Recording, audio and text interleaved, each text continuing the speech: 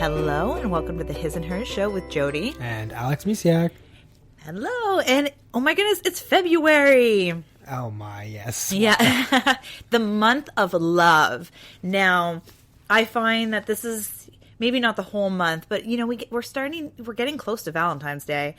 And as we near it, this idea of having somebody to love, somebody to spend time with gets really heightened. It's everywhere. Yes. Yeah, you can see it everywhere. It's in the stores. Actually, I think it comes in like probably right after Christmas. Everything gets February or like Valentine's spread all over. Absolutely. So today we're going to talk a little bit about love, but maybe not the love that you think we're going to talk about. Actually, we will a little bit of like love. One will lead into another. Yeah, Just stick with us.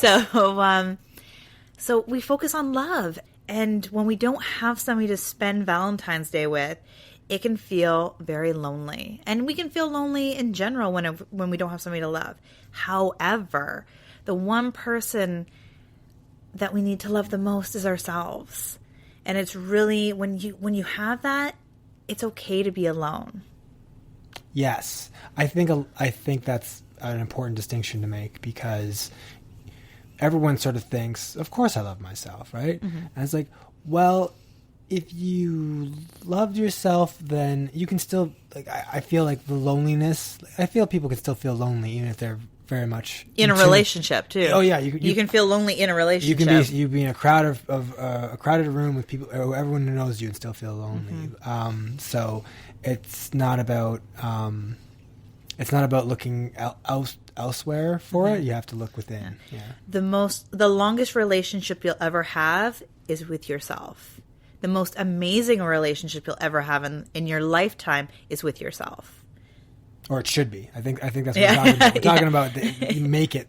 You make it the most amazing thing. Yeah. So today we actually kind of want to share a little bit of how we met, and at the same time why it was so important that I loved myself before I met you. Mm-hmm. Yeah. So I'm going to start out, real quick. I'm going to kind of fast forward through this a lot, like really quickly. But I did spend a lot of my youth and even into my 20s where I was just longing to be loved, looking for love, and keep searching and searching. And it's like, oh, when I have a boyfriend, that means I'm enough. And I didn't know that that's exactly what it was at the time, but I just felt something was missing. And I was like, and what I was looking for was love. Mm-hmm. And then when I finally, I spent a whole year of working on myself and really improving. And I had that moment where I was like, aha, I don't need a man. I love who I am right now, where I am. And a week later, I met you. Literally to the day. I had that moment on January 7th, and we met January 14th, 2009. So just 10 years ago. Yeah, we just celebrated that, actually. Yeah, the serendipitous day. Yeah. Yeah. That was the meeting. That started it all. Yeah. Between us, yeah. So me getting there, though, if I didn't embrace who I was, I could have scared you off, because I had that, it was not fight or flight instinct, but I had this, I need this to make me feel good, to make me feel whole, to make me feel enough. Mm-hmm. And when you don't have that inside, then you kind of, you're pushing, I pushed lots of guys away, and I pushed I'm sure lots of awesomeness away in general. So, it's like a repellent. Right. Yeah. I it's can see this that. shield. Yeah. This might be, some people might be thinking it comes across as too needy, perhaps. Yes. But I don't want to just say that, because I think it's more than that. People, and then they're not sure what it is. It's she's too needy, or he's too needy. Exactly. And that's what it would come from the other person, for sure. Yeah. And I didn't even know what it was, right? In that moment, I didn't know. And now looking back, I'm like, wow, I just needed to love myself. I really did. Mm-hmm. I needed to give myself a big hug, look myself in the eye in the mirror and say, I love you. And really, obviously I can do that now. But if you would go home or if you're at home and you jump in front of the mirror and say, I love you, that can bring up some major emotions. Louise Hay, who's she's been talking self-love forever. even though she's no longer with us, and I think I've mentioned her on the podcast before, she's no longer with us here physically on Earth, but she still brings so much to this world because she created Hay House Publishing and Hay House Radio and things like that. So anyways, but her whole self-love, and like she was big on mirror work, looking yourself in the eye. So doing that can create some major, I actually just did it last night. It was part of a book I've been reading.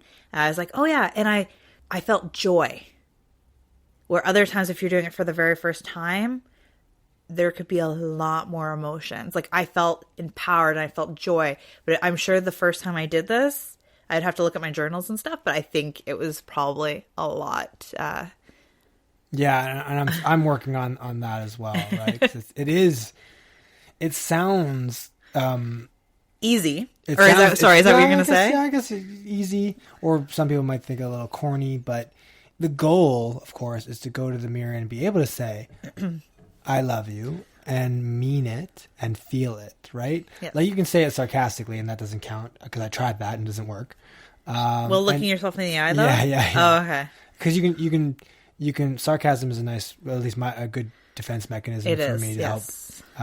But it's not a good way to help you deal with your emotions. You need to go to that mirror and actually say those words and then start unpacking the feelings that come up from that. Until you get to the point where you are, for example, where you can say it to yourself in the mirror and feel joy and that I have to stop there just for a second though and let people know, like, that doesn't mean that every day I'm like, yay, I love me. Like I definitely have days, I definitely have moments, I definitely have like weeks where I don't feel good. And it happens. But like, yeah, to look myself in the eye and be like, wow. Like no makeup on or anything that day, like last night when I did it. And it's just, it's really awesome. Amazing. But that doesn't mean that the first time you do it, like even in the book, it's like bring tissues. It's like, I've been doing this for a decade now. So it's a different emotion that comes up for me than it would for the first time. Yeah. Are we going to get into that kind of mirror work right now, or you want to continue with? No, I don't want to touch it unless, like, if you have questions, definitely reach out to us, and we can do another podcast on this, a whole other episode, or I can just walk you through it through an email kind of thing. Just do a shout out, but yeah, we'll keep talking more about just love and loving yourself. Yes, exactly. That is.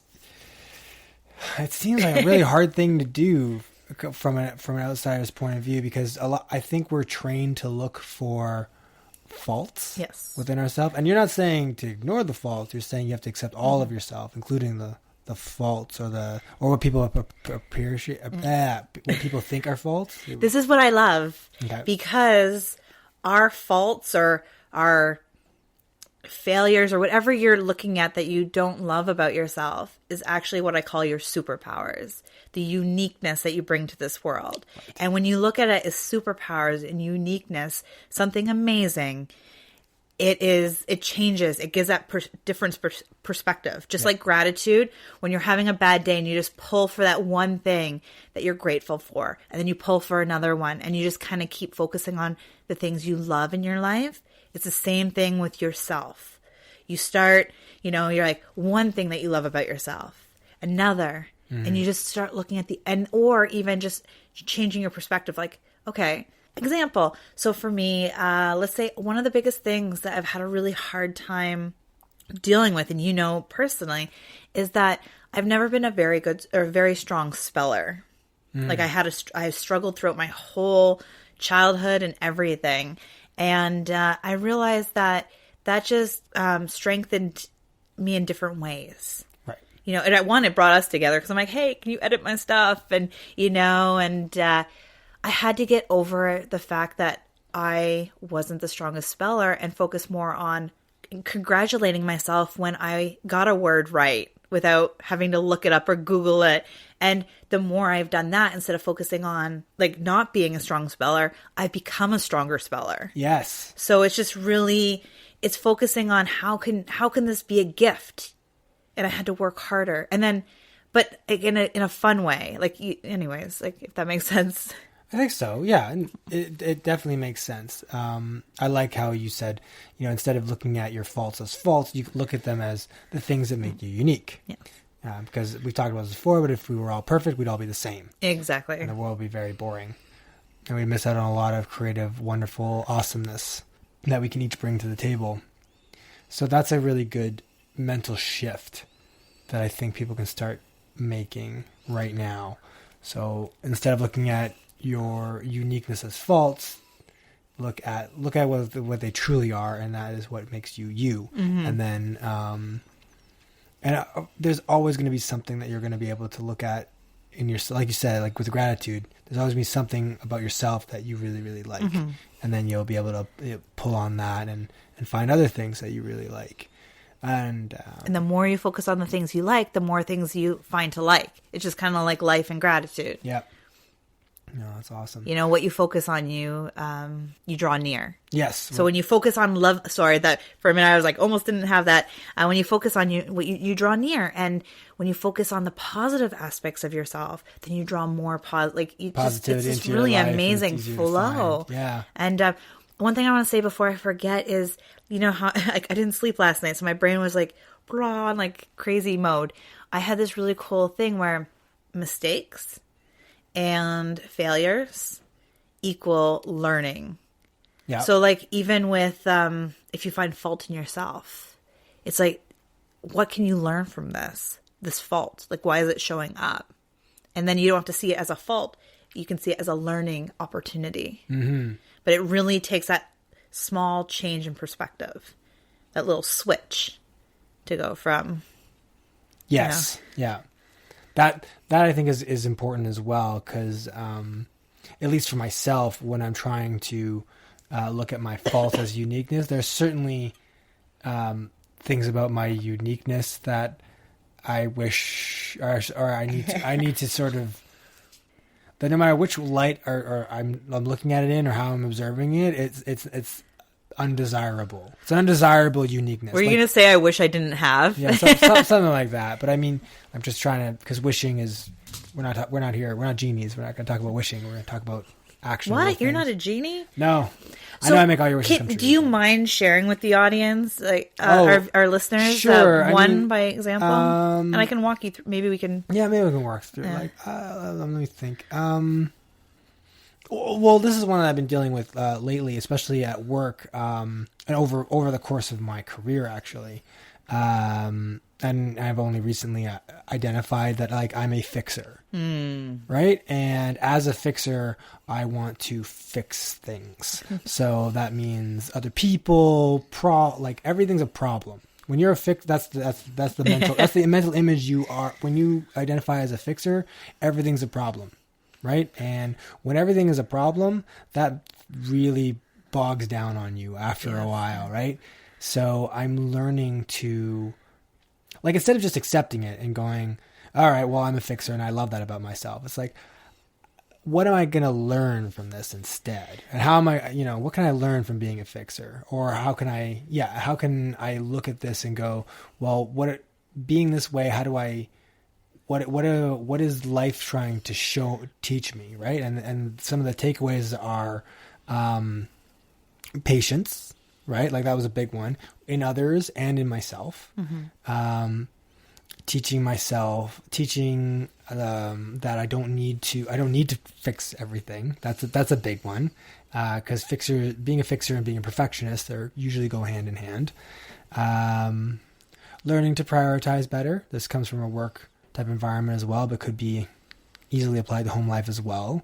You can, as a fixer, you want to fix everything, but you clearly can't fix everything for everyone because there's not enough time for yourself, for like work-life balance, any of that kind of stuff, if you are constantly focused on fixing everybody else.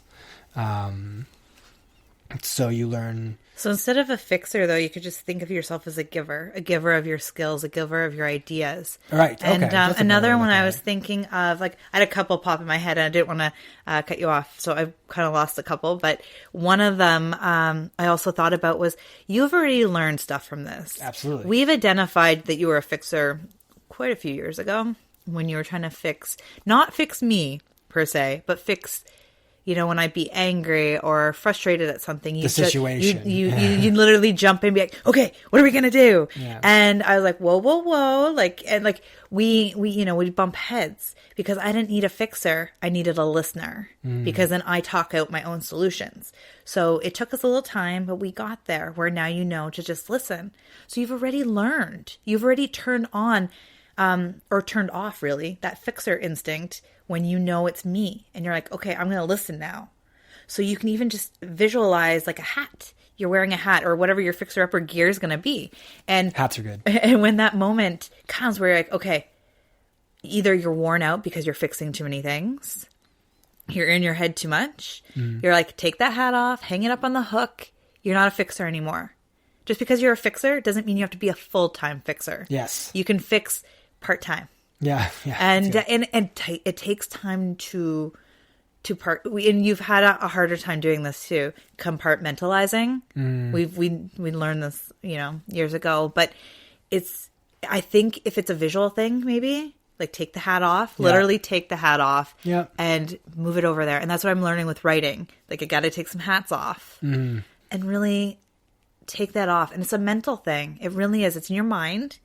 And when you drop that, you maybe, see how that goes. And, but you've already done that. I've done a lot of that. With our relationship, you've done that where I was like, no, because like, I talk through a lot of my own problems as well, where I'm just like, I need a listener. We all need listeners. We all need somebody to listen to.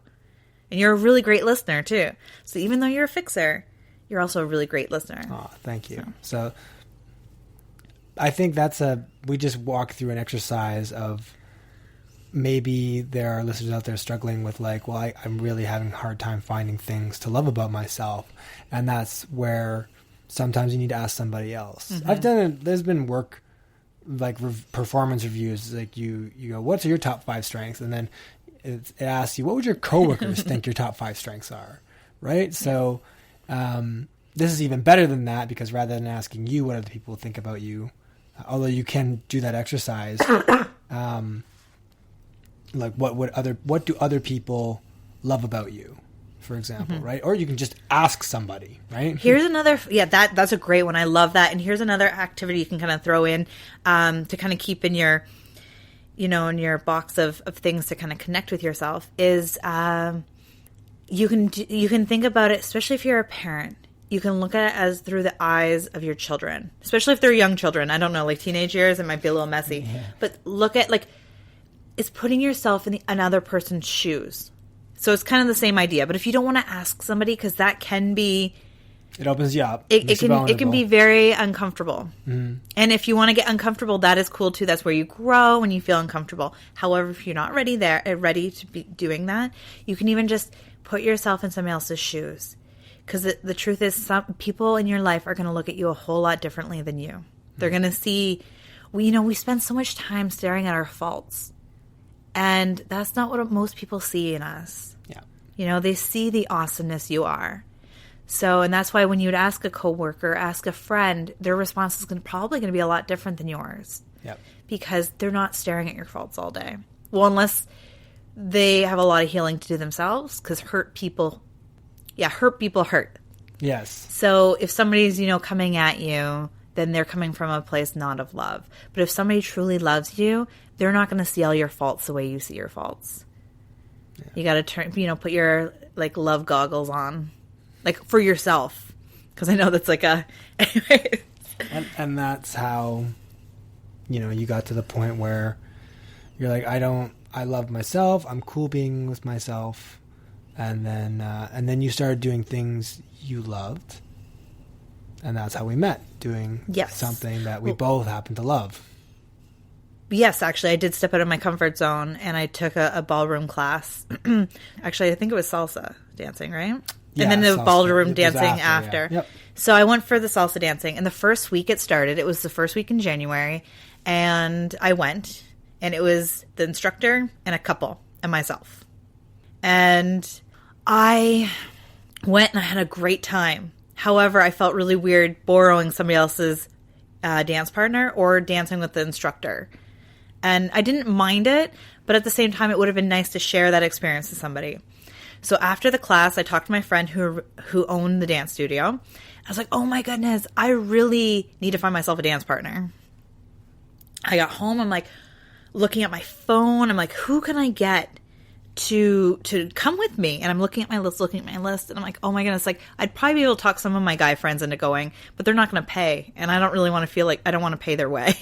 So I was like, so anyways, I went back anyways. I went back the second week. Now, when you went the first time, was that before or after you decided I love myself enough that I don't need somebody else to? It had to be around the same time. Around the same time. So because it was like literally a week. Yeah. Okay. Like I thought at that time I counted back the days and it was a week. So it had to be like right around the same. In that, yeah. There's a lot going on at the same time. It's amazing what you do when you open yourself up. So many possibilities. And one of the other things that was opening to these possibilities was because I watched Yes Man with Jim Carrey. Yeah. So it was, saying yes to everything. And I didn't. That's where the movie, like at the end, it's like you don't have to say yes to everything. You say yes to the things that light you up. Mm-hmm. And I was open to new possibilities. So that's what was happening there. Actually, that's why I started the dance class. My yoga class got moved. It was always on Wednesdays. I'm like, what am I supposed to do with my Wednesday evening? And normally the old me would have been really mad, really upset, and be like, why can't I, like, why did they move it on me? And be like the victim. But in that moment, I'm like, okay, cool. What can I do instead? And I was open to new possibilities. So when I was teaching at the studio, I realized that there was a dance class. And that's why I went. I was open to the new possibilities in my life. And that's why I went. So the second week anyways, I went and I was really excited. There was the couple again and this guy dressed in some guy. Some guy. I'm like, oh, cool. And I don't know exactly what was going on in my mind, but I was really excited to find out that he was also flying solo. And, we had a really good time. And then, do you want to share the rest of the story? Because your side's pretty funny. Where I wanted to ask, so I got to dance with this amazing woman. I believe she was dressed just in sweats. Yes. Yeah. So no makeup or anything like that. No, didn't see any of that. And yet still I felt compelled to try and ask her out. Or at least test the waters a bit. So we start, I'm like, oh, well, after, class, what do you want to do? I'm hungry. Do you want to go grab a bite? And I believe your response was something along the lines of, I'm just going to go home and have an apple. So at that point, it wasn't a no, and it wasn't a yes either. So I think I persisted, and I could just sense that there's something about you. So I pushed it a little more, and eventually got you to agree to come sit and watch me eat. You finally spelled it out, though. Yeah, I had to spell it out. I had to spell it out and go like, look, I'm going to go grab something to eat. Would you like to join me? And to which you said, sure. So, and that was our first date non-date, I guess you'd call it, right? Well, let's not call it a date. It was our first meeting. Our first meeting. Because our first date was like a marathon date. It was. Anyways, but it all stems from you loving yourself. Yes. And being open to new and then with that love and confidence, you were then open to new possibilities. And within the new possibilities, then you were able to, say yes to the things that light you up and find somebody that lights you up. That's true. By the way, I wasn't that I didn't want to have more food. It's just that I ate supper already. I know. Like I said, your response was unique enough that it wasn't a no and it wasn't a yes. And it was too specific to be a generic, I have no interest in doing anything with you, shove off kind of thing. I had no idea. You literally had to spell it out for me because remember, I was in my safe place. Yeah, my safe place. I taught there all the time. It was home to me. It was my second home. So, just went right over my head. I wasn't looking. See, that was the fun part. I let go of my expectations for looking for something. I let go, let it be as it may be, and just open to possibilities. And the universe, is an amazing thing. You found the love for yourself within yourself, and then love of someone else for you entered your life. Yes. So. It was beautiful. Yeah. really was awesome. Anyways, this has been a long one, a little bit down memory lane. But so thank you for indulging us. Yes, thank you. And if you would like some help in any of this, we just started the Embrace Who You Are VIP group program. However, if you still want in on this, we'd make room for you.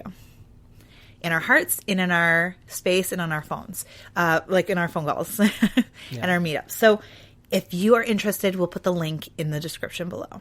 Yeah. Or the link is in the description below. And I think, is this a good time to sign off? That's really good. Yeah. I think that's really important. And to know that you and your group of women in the Embrace program are there for. We're literally going to this is the first week. We're just finishing up the first week. So you're not missing too much. It is actually the warm up week where we're meeting people. And this is literally this is where you get to own who you are and really embrace all aspects of you. And we will walk through it together as a group. And it's going to be a really powerful experience. So if that's something that, feels right to you, reach out to me, please. Yep, and link in the description. Yeah. Yes, exactly. Thank you again for being here. And we're sending you so much love today. Yeah. Have a beautiful day. Bye for now.